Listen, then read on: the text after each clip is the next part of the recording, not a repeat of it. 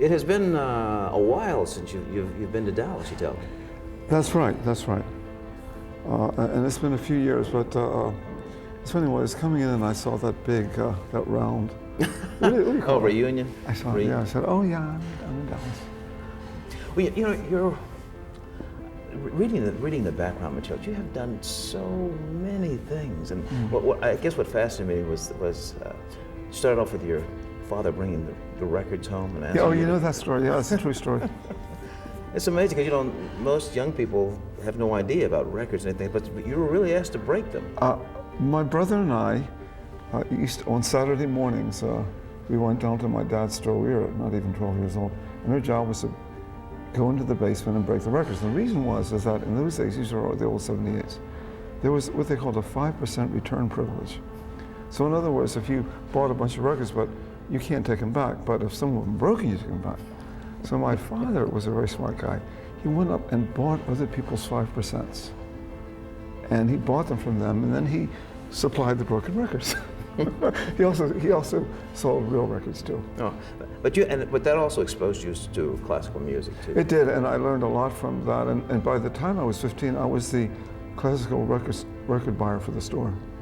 You know, I heard an interesting story that you purchased a rather expensive set one time. Yes. And that may not necessarily have been the most popular. Well, it was interesting. When I was a young guy, and I was about 15, and the Juilliard Quartet had recorded the complete Schoenberg quartets, which is a fairly esoteric item. I doubt whether many people have that in their collection. And I was raised, I ordered 4 of them. And about, you know, in those days, it took about 10 days, and the records came in, and my father and I were opening up the records, and he opened up and said, "Hey, kid," that's what he called me. He said, "Hey, kid, what are you trying to put me out of business?" I said, "Well, what, Ben?" I said, I used to call him Ben. At the store, my brother and I called him Ben because we don't want people to think he was our father. Of course, he was our father. You couldn't miss it. I said, "Ben, these are masterpieces of the 20th century. These are important." He said, "Okay, I'll tell you what. I'm going to put them on the shelf. And the day you sold the last one, I want you to tell me." So I went to college shortly after. I went to college early, and I came back from college year after year, and I would go and look to see how many. First there were 3, then 2, and finally there was 1, and finally they were gone. It took about 4 or 5 years. And I finally said, "Ben," he said, "what?" He said, "The Schoenberg quartets." I said, "They're gone." He said, "Okay, good. Now you've learned a lesson." I said, "What's that?" He said, "I can sell anything if I have enough time."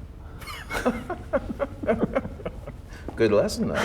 It was good, and what he was telling me also is that that record store is real estate. This space on the shelf. Yeah. But he let me invest in my idea. He was he loved music. And another very important thing, John, that I learned from him, and this is a very simple thing. I saw this enacted every day, multiple times in the store. Someone would come up with a record. They would give my father $5. In that day, you get a record for $5. It's not that, when you think how long ago that was, the prices haven't gone up that much, have they? I was going to say. Yeah, but in fact, you $5, you give Ben $5, and he give you the record. And so that was the transaction. There was the music, and there was the money, and there was my dad, right? That was a very interesting little lesson. In other words, it's part of the world. It's a transaction. And making money and working and making music are not at odds with each other. They go together. So that when I finished music school, I started a little ensemble. I was not even 30. And I started a record company. And then, in fact, I've had 3 record companies since then.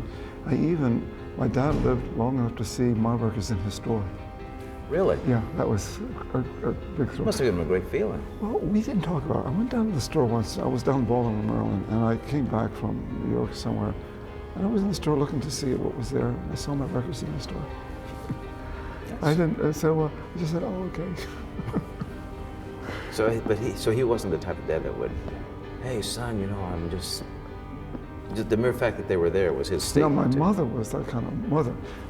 In fact, my mother was famous in Baltimore. Everybody knew it was my mother because she would go to every store in town and order my records. And they said, "Oh, here comes Mrs. Glass." And that's what she did. And of course, now my sister has taken over that role. My sister is a great supporter. And whenever I get a review, he lives in Washington, but she gets all the papers. She gives me a review of the review. And if someone gives me a bad review, she really gives them hell. You know? And if I get a good review, sister. yeah, and if I get a good review, well, that was a pretty good guy, you know. You know, one of the things that interested me was that, so you go to University of Chicago at 15. I was 15, yeah. You graduate early. Yeah. You go to Juilliard. Yeah. So you go off to Paris. So here you are, you got a degree from, a university degree from University of Chicago. You get a master's degree from Juilliard. You got a conservatory degree. And you go to Miss Boulanger. Boulanger, and why did I do that? Well, Juilliard was probably the best music school in the country at that time. But there were some people in the school who knew more than I did. And they could do things better than I could. And I wanted to know, I wanted to have those skills. And I didn't get them where so I went to the guy another student who was such a smart guy that some of the faculty used to go and ask him advice. This is really true. He could have been maybe 21 or 22. I saw the president of the school, William Schuman, go up one day and ask him a question about a symphony. And Albert knew the answer. His name was Albert Fine. He didn't live to be a very old guy. He died in his 30s, but at any rate. And I said, Albert, where'd you learn that? Where'd you learn this? By the way, Albert had two private students. One was Shirley Verrett, and one was me. And he didn't let us pay him. But we took private lessons from him. We found him. Shirley found him, and I found him. And he was one of the best teachers in the school.